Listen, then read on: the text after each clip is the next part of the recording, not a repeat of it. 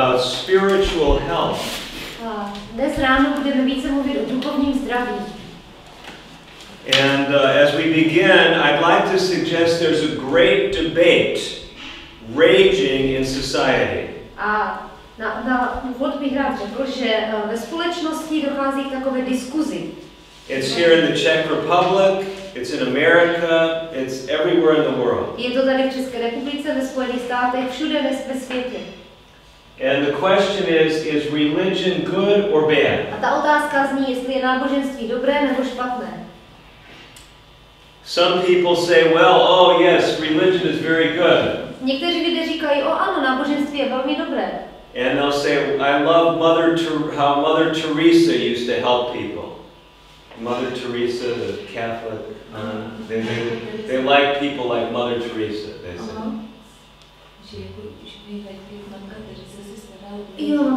Že se jim líbí to, jak matka Teresa se třeba stará o lidi.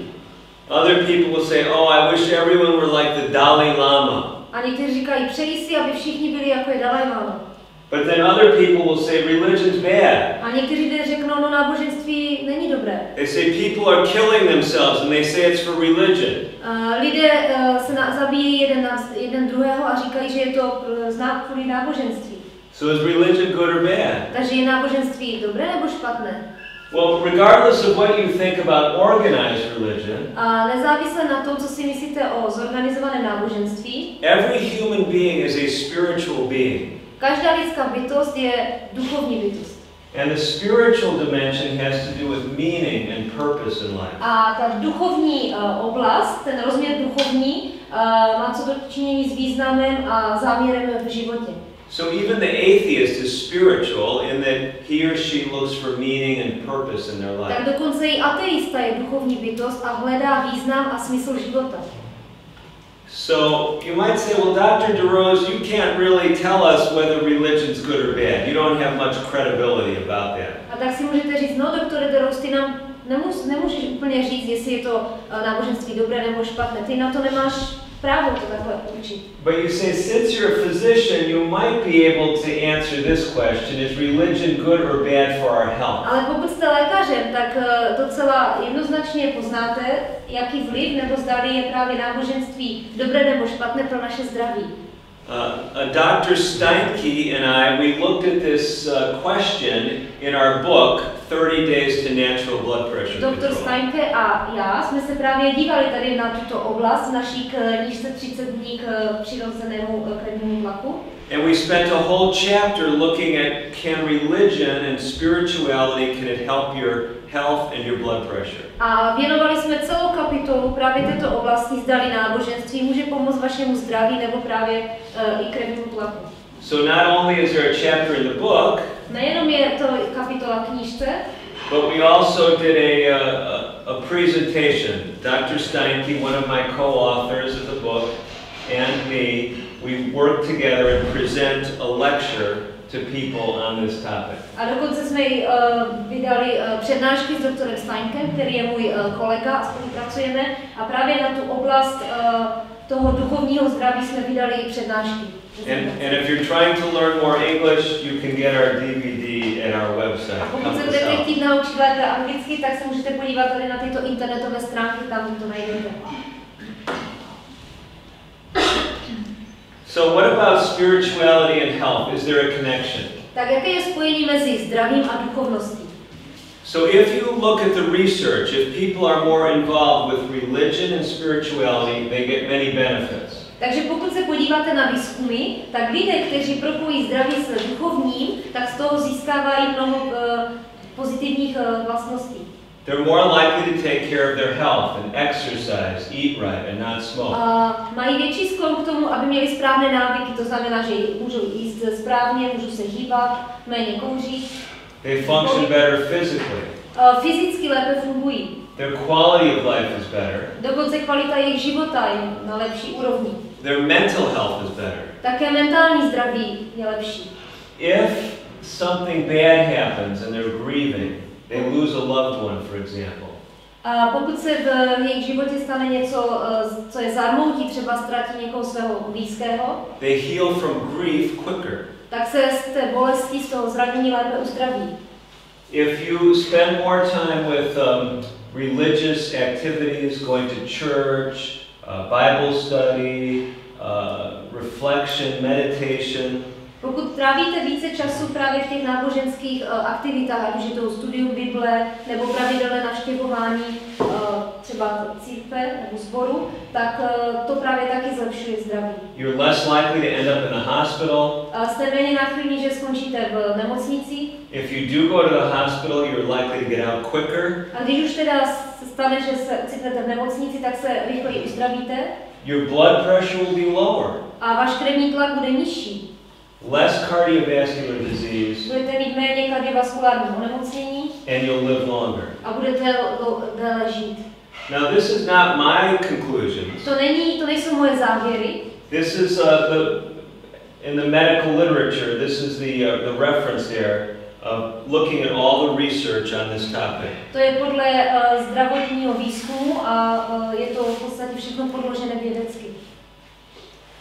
There's actually very specific research looking at blood pressure. A byl jeden výzkum, který se zaměřoval na zkoumání krevního tlaku. This is one of the research studies found that if you go to church regularly, your blood pressure will be better. A dokonce podle toho výzkumu bylo zjištěno, že když pravidelně navštěvujete církev, tak se váš krevní tlak je nižší. Pomáhá to krevnímu tlaku. Now some of you might say, well, I don't want to go to church. A někdo z vás může říct, no já nechci chodit do církve. Well, there's good news for you too. Ale tady je pro vás taky dobrá zpráva. Because even though going to church helped lower blood pressure, protože už i to samotné navštěvování, ať už sboru nebo nějaké církve, snižuje krevní tlak. Even more important for your blood pressure was your personal importance of religion. A je to ještě důležitější i pro vaše osobní zdraví, ten osobní vztah, ten osobní náboženský vztah s Pánem Bohem. So if you're having your own spiritual life, když máte svůj vlastní duchovní život, as far as your blood pressure, that can help you more than just going to church. Tak vám to pomůže, ale nejenom právě to samotné chození. So what do you think the best thing to do would be? Tak co si myslíte, že je úplně to nejlepší věcí dělat? Yeah, do both. Samozřejmě, obojí. Yeah, have your own spiritual focus and also attend. Mít svůj vlastní osobní duchovní život, ale také navštěvovat místo, kde můžete společně vyznávat nebo uctívat Pána Boha. Now this is another study in the research literature. Tady je další výzkum. This is a study from Dr. Koenig. He's one of the most famous researchers on this topic. Takže tady je studie doktora Koeniga a ten je právě nejznámější výzkumník tady v této oblasti. They studied over 4,000 men and women over 64. Takže oni dělali studii na skoro 4,000 mužích a ženách, kteří měli více než 64 let. The people that prayed and studied the Bible daily had the lowest blood pressures. A lidé, kteří se každý den modlili a četli Biblii, studovali Biblii, tak měli nejnižší krevní tlak. But you say, well, then we should just, it's whatever religion you are, whatever spirituality you have, let's do that, it's good for our blood pressure. A tak si někdo může říct, no tak můžeme cokoliv vyznávat, jakékoliv náboženství, můžeme kdekoliv chodit a budeme mít nízký krevní tlak, je to v podstatě jedno. But it's not that simple. Ale není to tak jednoduché. Dr. Koenig and another researcher looked at 3,200 studies on spirituality and health. A v podstatě ten doktor Koenig ještě zkoumal asi dalších 3200 studií na téma duchovnost a zdraví. And they found that of those over 3,000 studies, 63 specifically looked at blood pressure. A v podstatě zjistil, že z těch 3200 studií 63 studií dokazuje to propojení mezi náboženstvím a krevním tlakem. And when they looked at those 63 papers, the majority, 57%, showed more religion and spirituality, lower blood pressure. A když to tak zkoumal, tak zjistil, že 57% z těch 63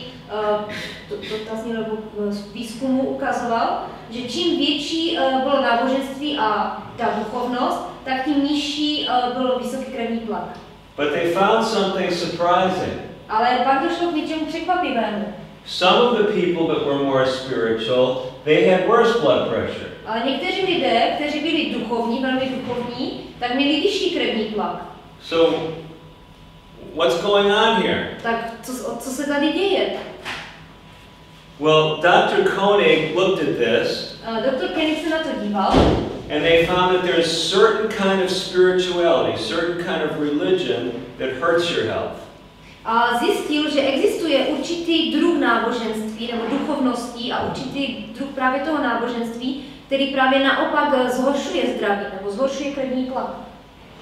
And they found that people that have a spirituality where they don't believe that God is close to them, that God has left them, that's bad for their health.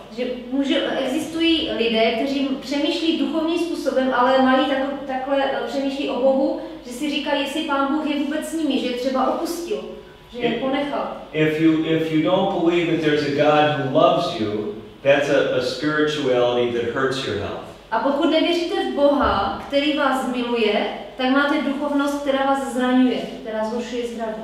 Or if you think the devil is in charge of everything happening in your life, not God, then that's bad for your A health. taky, co je špatné pro vaše zdraví, pokud věříte, že to, co se vám v životě stalo, tak to způsobil ďábel. A že Pán Bůh nepůsobí v vašem životě, ale že to dělal Satan. So it seemed to Dr. Steinke and I, when we were writing our book, A tak když já s doktorem Steinkem jsme psali naši knihu, that you can't just tell people be more spiritual. nemůžete lidem říct jednoduše jenom, no, buďte více duchovní. Just go to any church or temple or any worship place. Choďte do jakéhokoliv sboru, do jakékoliv církve nebo do nějakého chrámu. Because some spirituality can lower your blood pressure. Protože určitě nějaká ta duchovnost, náboženství vám může snížit krevní tlak. But other types of spirituality can raise it. Ale naopak jiný typ náboženství vám může ten krevní tlak zvednout. So we asked what kind of spiritual principles can give the healthy spirituality to people regardless of their background. Takže jsme zkoumali, jaké to duchovní zaměření vám může zlepšit zdraví nebo i snížit tlak, nehledě na to, z jakého prostředí pocházíte. What spiritual principles could help the agnostic? Jaké duchovní principy by mohly pomoct i lidem, kteří neví, zdali Pán Bůh existuje, kteří pochybují? What spiritual principles could help the atheist? Jaké duchovní principy by mohly pomoct i ateistům? What would help the Christian and the Muslim and the Buddhist? Co by pomohlo ateistům, muslimům, buddhistům? We came to believe that there are eight principles that especially speak to people regardless of what their background is. Zjistili jsme, že existuje 8 principů, které jsou pro lidi a jsou platné pro všechny, nezávisle na tom, z jakého duchovního prostředí pochází. And these 8 principles are found in the Sermon on the Mount by Jesus. A těch 8 principů nacházíme v kázání Pana Ježíše na hoře blahoslavenství. And it doesn't matter for the sake of our discussion whether you believe like me that Jesus was the divine Son of God. A nehledě na to, jak tomu věříte, jestli tomu třeba věříte jako já, že Pán Ježíš byl synem Božím, or you just think he was a good teacher. a nebo si myslíte, že byl pouze dobrým učitelem. For our discussion today, that's not the issue. Dneska v podstatě to není důležité pro naši diskuzi dnes. But I'm suggesting that these principles that Jesus spoke Ale myslím si, že právě tady ty principy, o kterých Pán Ježíš mluvil, are actually life-changing principles regardless of your spiritual background. jsou to principy, které mění život, nehledě na to, co vyznáváte. They will lower your blood pressure. Sníží váš krevní tlak. They will help you get along better with your family. Pomůžou vám také lépe vycházet s vaší rodinou. They will help you get along better with the people you work with. A také vám pomůžou lépe jednat nebo zacházet s lidmi, s kterými pracujete. They will make your marriage and your family better. A také zlepší vaše manželství, vaše vztahy v rodině. Now, do you have a Czech Bible with you? Yes. Why don't you just read Matthew 5:3-12 in Czech? So tell them you'll read it in Czech. It's here in English if someone wants to see the English. Okay. Takže přečtu z Matouše 5. kapitoly 3. až 12. verš. Blaze chudým v duchu, protože jejich je království nebeské. Blaze těm, kteří pláčou, protože oni budou potěšeni. Blaze tichým, protože oni dostanou zemi za dědictví. Blaze těm, kteří hladoví a žízní po spravedlnosti, protože oni budou nasyceni. Blaze milosrdným, protože oni dojdou milosrdenství. Blaze těm, kdo mají čisté srdce, protože oni uzří Boha. Blaze těm, kteří působí pokoj, protože oni budou nazváni syny božími. Blaze těm, kdo jsou pronásledováni pro spravedlnost, protože jejich je království nebeské. Blaze vám, když vás budou tupit a pronásledovat, ale živě mluvit proti vám všechno zlé kvůli mně. Radujte se a jásejte, protože máte hojnou odměnu v nebesích. Stejně pronásledovali i proroky, kteří byli před vámi. So, I'd like to suggest to you why we're going to look very carefully at these Beatitudes in our next several studies together. Takže teď bych navrhl, že bychom se postupně během následujících našich setkání věnovali jednotlivým principům tady těchto požehnání. Because these principles apply across faith traditions. Protože tyto principy přesahují jakékoliv tradice náboženství. They will help you cope with stress better. Také vám pomůžou lépe zvládat stres.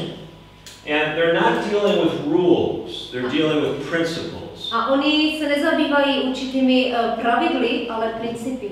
Remember I told you yesterday God was especially interested in relationship. Pamatujete, včera jsem vám říkal, že Pán Bůh se zvláště zajímá o vztahy.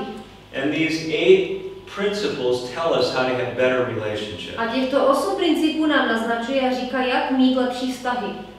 So in our next studies we're going to take a specific approach to each of the Beatitudes. Takže v těch následujících setkáních se budeme zabývat každým jednotlivým požehnáním. We're going to take each of those principles and we'll summarize it in just one or a few words. A vždycky si vezmeme každý ten princip a pak to zhodnotíme těmi slovy.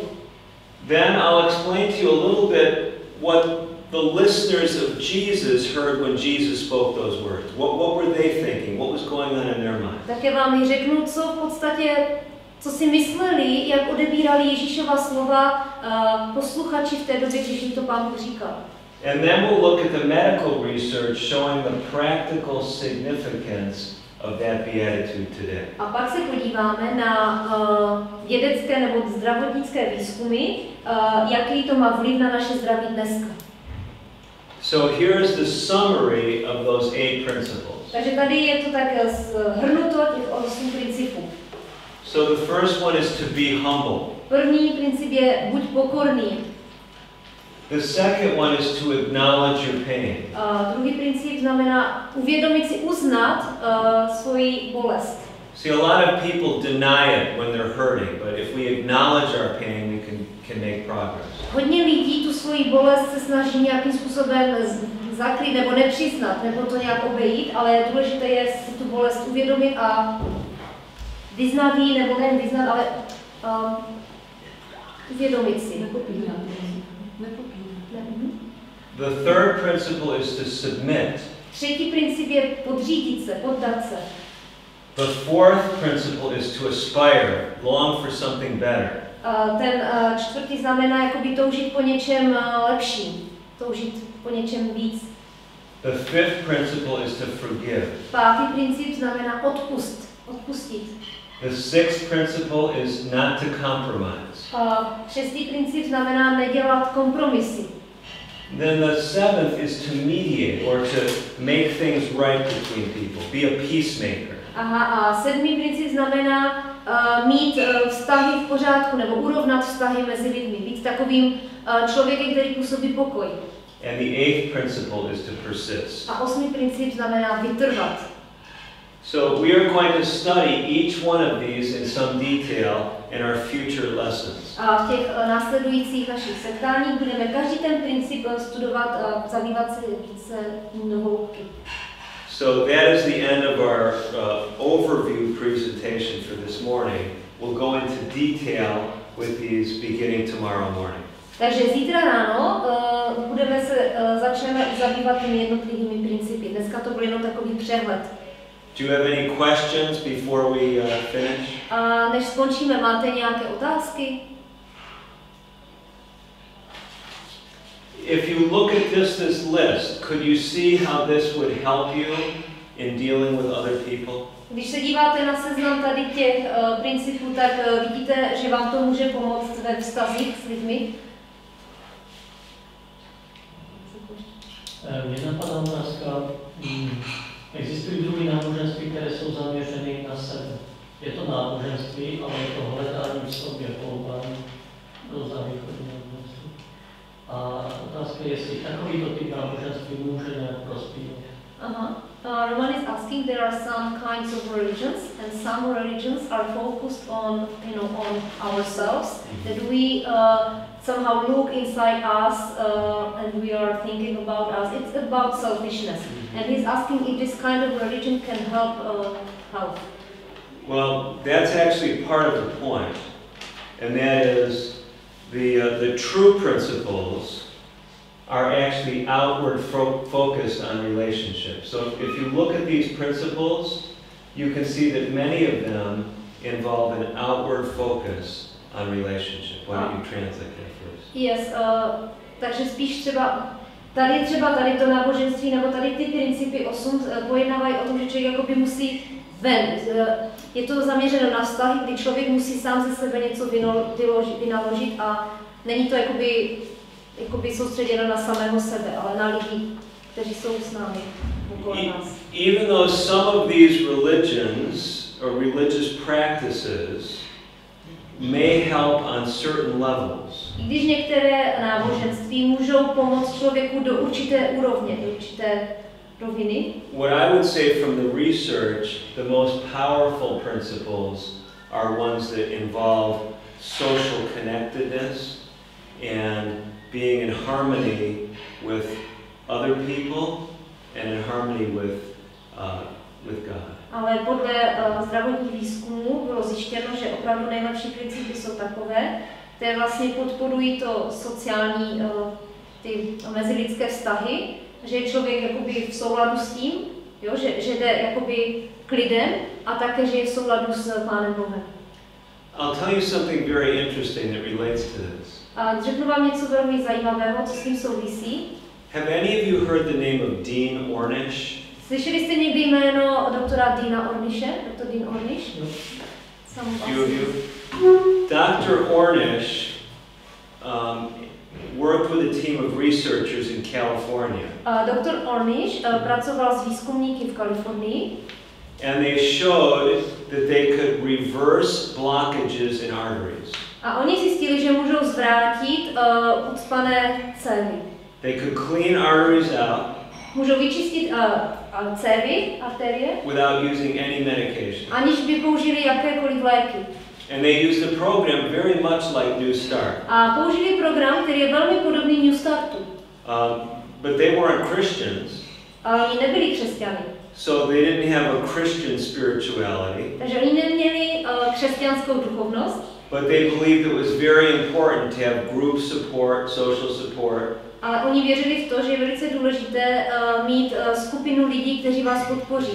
And they had a spiritual component. Ale že mezi tím je nějaká duchovní složka. And when Dr. Ornish was writing about what he thought was the most powerful about his program. A v podstatě on pak napsal, co bylo nejmocnější právě v tom programu. He talked about the power of love. On mluvil o lásce, o moci lásky. So what I'm trying to, why I give that illustration is because even though Ornish is not a religious man. Takže co se tím snažím říct je, že i když doktor Ornish není náboženský člověk, he's very in touch with spiritual principles. Ale velmi pracuje úzce s duchovními principy. And he realizes the great spiritual principle that helps to heal is the power of love. A uvědomil si velmi důležitý princip duchovní, že opravdu jako v lásce je moc, že princip moci lásky. I don't know Dr. Ornish personally. Já neznám doktora Ornishe osobně. But I wonder if he understands that the Bible teaches the great principle of God is love. nevím a zajímalo by mě, zdali on si je vědom toho, že v podstatě Bible je kniha, která učí právě o té lásce Boží, plná moci lásky. And I would say most people that don't like religions, A většina lidí, kteří nemají rádi náboženství, it's because religions, even Christian religions, many times have not shown a God of love. protože častokrát náboženství a dokonce i křesťanská náboženství neukazují na Pána Boha, který je Bohem lásky. So we'll see in these principles their evidence of God's love for us. Takže v těchto 8 principech uvidíme důkaz Boží lásky k nám. But he also gives us practical things that can help us love other people and get along together. Ale tyto principy nám tady ukážou i konkrétní praktické kroky, jak milovat své bližní více. Any other questions? Nějaké další otázky? Já bych měl ještě jednu otázku. Jestli v rámci těchto 8 principů také bude probírán stres management, anebo jestli na to bude zvláštní přednáška. He's asking if during speaking about those 8 principles, there will be also stress management in this, or it will be part of another presentation. The answer is both. Odpověď je obojí, i to, i to. Yeah, so these principles are very powerful in helping with stress. Tady tyto principy jsou velmi mocné k zvládání, k pomoci zvládání stresu. But we also will look at stress specifically and some other dimensions. You'll see how they interrelate. Ale taky se jednotlivě podíváme na ten stres a uvidíte, jak jedno s druhým spolu souvisí.